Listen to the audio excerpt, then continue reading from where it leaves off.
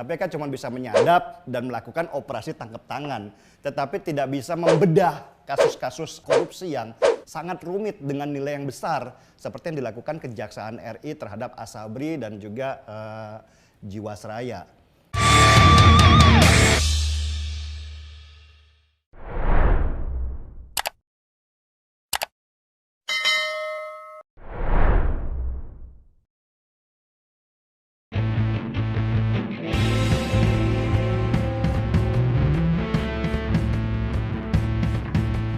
Saya terhadap KPK ya menarik sih kalau Nurdin Abdullah yang kemarin digadang-gadang oleh banyak orang sebagai bahkan sampai calon presiden pada waktu itu ya, itu ternyata berhasil ditangkap oleh KPK dengan suap proyek di Sulawesi Selatan. Nurdin Abdullah ini dikenal sebagai ya persepsi masyarakat sebagai pejabat bersih dan dia punya prestasi pada waktu di Bantaeng. Tapi ternyata ketika KPK berhasil menangkap Nurdin Abdullah melakukan suap, kata KPK, dengan model operasi tangkap tangan, ya berarti kita harus mulai merevisi kembali pandangan kita terhadap pejabat yang bernama Nurdin Abdullah. Meskipun kita juga harus melihat bahwa jangan menghakimi seseorang sebelum pengadilan memutuskan dia menjadi tersangka. Karena Nurdin Abdullah juga mempunyai pembelaan bahwa dia tidak ditangkap dalam rangka operasi tangkap tangan karena dia sedang tidur. Menurut Nurdin Abdullah. Jadi yang mungkin terjadi adalah operasi tangkap tidur yang terjadi kemarin itu. Ya kita lihat aja lah kasusnya. Karena sekarang ini saya mencoba merevisi kembali pandangan saya bukan hanya terhadap para pejabat, juga terhadap KPK itu sendiri. KPK yang pada waktu awalnya itu kita menyambutnya dengan euforia ya, bahwa ada penegakan korupsi yang betul-betul penegakan korupsi. Dan KPK pada waktu itu mewakili apa yang kita inginkan dan kita menyambutnya dengan tangan terbuka. Tetapi ternyata di belakang hari kita mengetahui bahwa KPK juga tidak sesuci itu sebenarnya. Bahwa dia bukan malaikat, dia juga punya agenda-agenda tertentu. Mungkin bukan KPK secara kelembagaan, tetapi orang-orang di dalamnya yang sangat mungkin punya agenda politik tertentu untuk menjatuhkan seseorang. Dan pandangan-pandangan ini terbuka sekali di masyarakat. Itulah kenapa ada pada waktu itu Jokowi merevisi atau menyetujui revisi Undang-Undang KPK sehingga KPK menjadi seperti sekarang ini, sudah tidak lagi independen secara kelembagaan tetapi sudah di bawah pemerintah.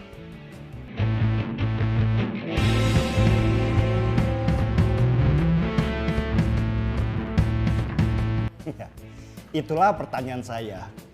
Jadi kalau dibilang bahwa KPK berhasil menangkap Nurdin Abdullah, ya saya gembira.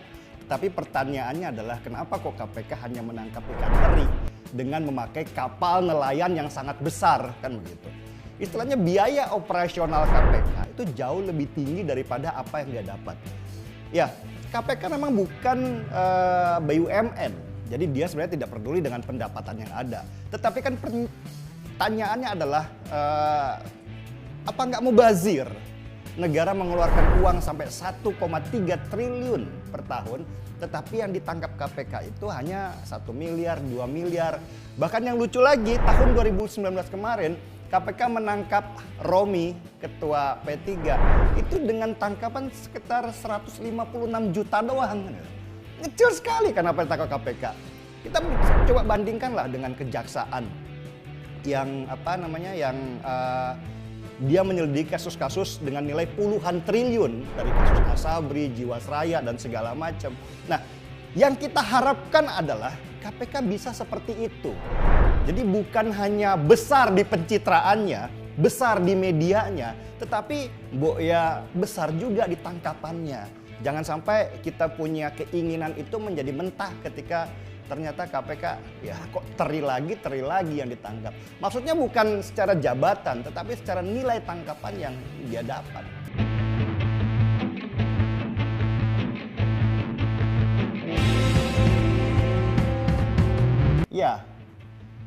Ya saya anggap juga wajar ya.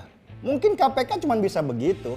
KPK cuma bisa menyadap dan melakukan operasi tangkap tangan, tetapi tidak bisa membedah kasus-kasus korupsi yang sangat rumit dengan nilai yang besar seperti yang dilakukan Kejaksaan RI terhadap Asabri dan juga Jiwasraya. Ya gimana ya? Saya sih harus maklum juga. Kalau kita melihat sejarahnya KPK, pada waktu awal memang KPK ini ketua KPK-nya itu berasal dari Akpol, Pak Taufikur Rahman Ruki kalau nggak salah. Sesudah itu Pak Antasari Ashar di Kejaksaan, masih oke lah. Tetapi kan kesininya ketua-ketua KPK itu sama sekali tidak punya background yang bagus terhadap penyelidikan korupsi. Ada yang mantan komisaris PT POS, itu ketua KPK. Ada juga yang sama sekali nggak punya pengetahuan hukum terhadap terhadap kasus apa yang ada di dalam. Dia sama sekali nggak punya pengalaman terhadap ya hukum, apalagi kasus korupsi. Nah, bagaimana bisa sebuah lembaga pemberantasan korupsi dipimpin oleh orang yang sama sekali tidak mengerti hukum, apalagi dia mengerti tentang bagaimana seseorang itu mengkorupsi. Yang terjadi adalah ya KPK akhirnya mandul. Mereka cuma berharap dari penyadapan, ketika mereka disadap, ya operasi tangkap tangan. Cuman itu aja.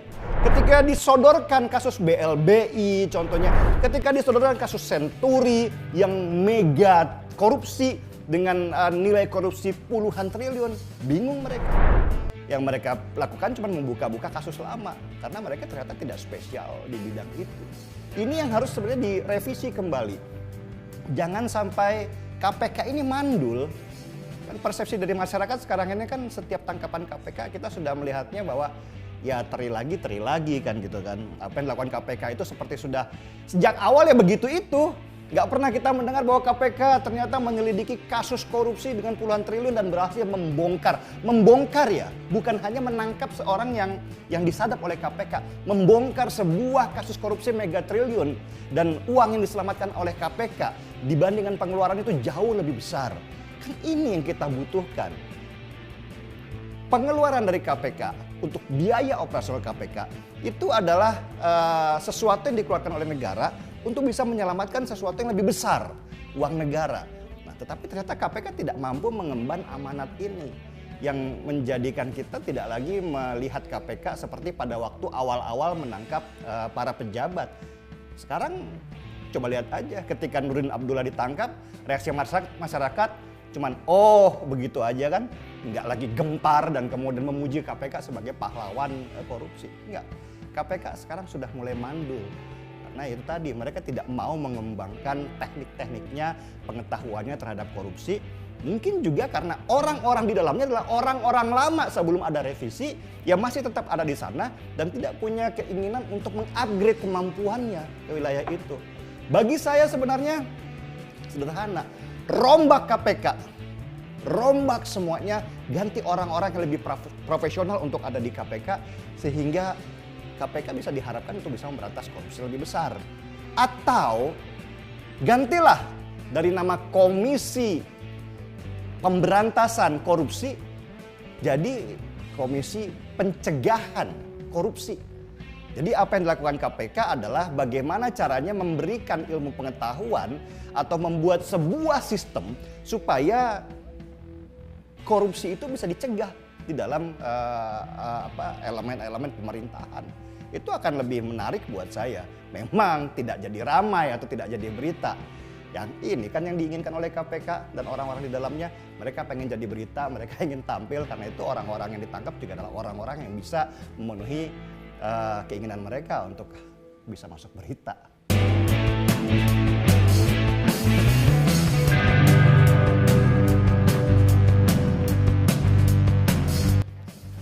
Ya, orang cermat memang. Bisa dibilang bahwa ternyata KPK juga tidak sesuci yang kita bayangkan dulunya. Sekarang atau dulu itu ketika KPK menangkap seseorang, kita langsung sudah menghakimi bahwa orang itu korupsi. Langsung. Dan KPK paham ini sehingga mereka bekerja sama dengan banyak media untuk melakukan trial by press atau mengadili seseorang itu berdasarkan berita-berita di media. Oh, ketangkap KPK pasti korupsi. Orang sudah melakukan penghakiman duluan. Dan ada beberapa orang yang menolak situasi seperti itu sehingga mereka melakukan pra-peradilan kepada KPK bahwa mereka tidak seperti yang dituduhkan oleh KPK dan tidak dituduh korupsi oleh seperti yang dipersepsikan di publik. Dan ternyata di pra-peradilan itu mereka menang.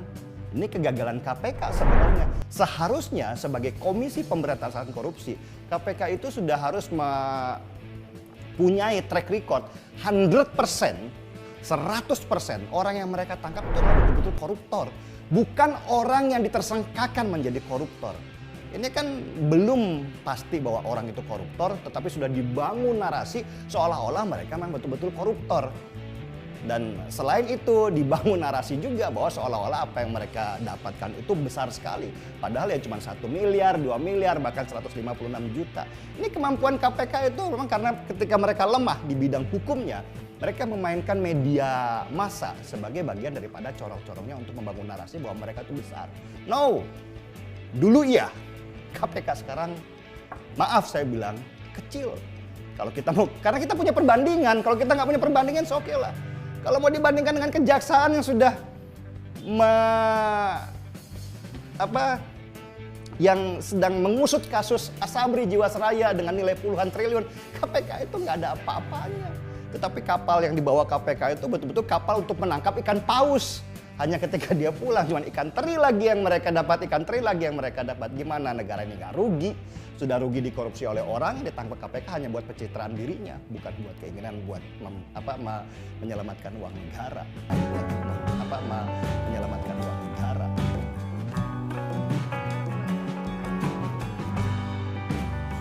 Nggak ada. Hanya kalau dulu KPK itu yang saya tahu adalah mereka dilindungi oleh undang-undang KPK yang membuat KPK ini menjadi sangat independen. Bisa dibilang seperti negara di dalam negara. KPK itu seperti pulau kecil di tengah kepulauan Indonesia yang tidak tersentuh oleh hukum di Indonesia. Siapa dulu yang bisa menyelidiki KPK? Dan para pegawai KPK juga bukan ASN ya, bukan PNS. Sehingga ya tadi mereka mereka punya fasilitas yang lebih sebagai warga negara ketika mereka ada di KPK. Nggak ada hukum yang bisa menyentuh mereka. Nah, revisi undang-undang KPK yang baru merubah itu semua. Para pegawai di KPK menjadi PNS atau ASN. Dan KPK sekarang punya dewan pengawas yang mengawasi apa sih yang dilakukan KPK sekarang ini. Gak bisa sembarangan KPK menyadap orang. Kalau dulu kan enggak, KPK seenaknya aja menyadap orang kemana-mana. Bahkan mungkin orang-orang yang tidak ada hubungannya itu juga disadap oleh dia. Gak ada hubungan sama korupsi. Dan ini rentan untuk dijadikan senjata politik oleh KPK. Dirubahlah melalui revisi undang-undang KPK. Tetapi cara kerjanya mereka terhadap ilmu pengetahuan di bidang hukum atau di bidang penanganan korupsi ya sama saja. Karena mereka mampu menyadap dari dulu, ya sekarang juga mereka mampu menyadap. Karena orang-orangnya sama. Kepalanya atau ketuanya boleh berganti lah. Pak Firly mungkin jago.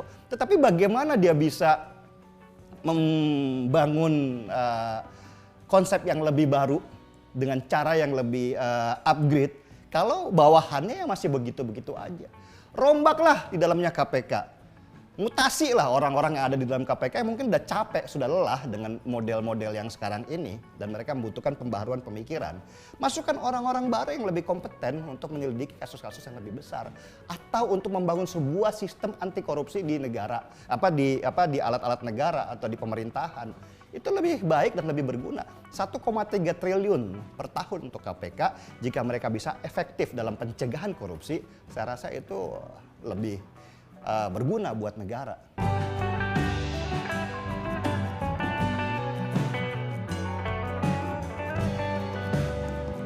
Ya itu pertanyaannya. Itu juga mungkin pertanyaan kejaksaan, juga mungkin pertanyaan kepolisian, dan juga pertanyaan saya sebagai orang masyarakat biasa. Ya kenapa nggak dilebur aja KPK sama kejaksaan? Kenapa nggak dilebur aja sama kepolisian? Ya dalam artian KPK tetap ada, tetapi menjadi bagian dari kejaksaan atau kepolisian. Dan tugasnya mereka sudah mulai bukan pemberantasan, karena eksekusi pemberantasan, eksekusi terhadap para koruptor itu ada di tangan kejaksaan dan kepolisian. Itu sudah clear, sudah cukup. KPK tugasnya adalah membangun sebuah sistem supaya korupsi itu tidak terjadi. Itu yang paling penting dari KPK sebenarnya, bukan kemudian cuma menangkap dan melalui hasil sadapan aja. Membangun sebuah sistem yang bagus supaya orang takut untuk korupsi. Kan korupsi itu ada karena adanya kesempatan. Ya, kesempatan itu ada karena lemahnya sistem dalam negara di dalam pengadaan dan proyek termasuk penyuapan. Itu adanya korupsi. Nah, KPK membangun sistem ini yang ditawarkan kepada negara bahwa dengan sistem ini kita akan bisa mengurangi korupsi sekian persen, nggak mungkin 100%, sekian persen. Itu saya rasa yang lebih menarik kalau kemudian KPK bisa diarahkan ke sana. Karena kalau nggak pengeluaran negara 1,3 triliun yang didapat cuma 200 miliar setiap tahun, berapa banyak kerugian yang dialami oleh negara untuk membentuk sebuah lembaga yang isinya cuma pencitraan doang.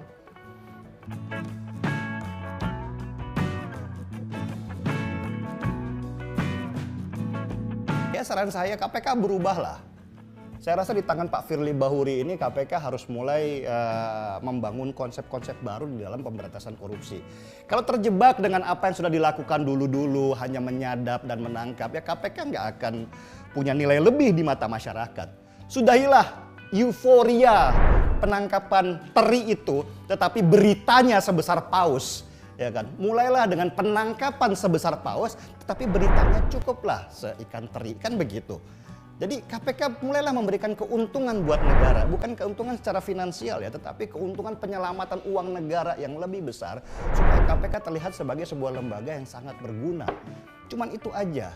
Dan ya saran saya, kalau memang orang-orang KPK di dalam tidak bisa dirotasi, dimutasi atau mulai dirombak kembali, ya kembalikan saja KPK, kalau nggak di bawah Kejaksaan RI di bawah kepolisian. Supaya apa? Supaya negara juga bisa berhemat.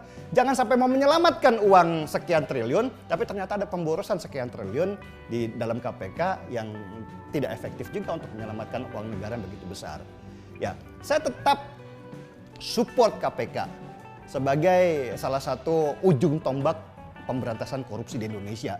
Dan saya masih yakin bahwa ada lembaga-lembaga, tetap ada orang-orang jujur dan punya dedikasi tinggi untuk bisa melihat korupsi ini sebagai sebuah kejahatan besar. Tetapi kan antara tekad dan niat itu tanpa ada kemampuan, itu kan sama saja bertarung di sebuah perang besar, kita hanya bersenjatakan pisau. Hanya nusuk-nusuk pohon-pohon sekitar doang ya, tanpa membawa keuntungan yang besar untuk negara. Ya KPK berbenahlah. Kalau memang tidak mampu memberantas korupsi, minimal bisa membuat sebuah sistem untuk mencegah korupsi. Saya support KPK untuk yang lebih baik. Gaspol!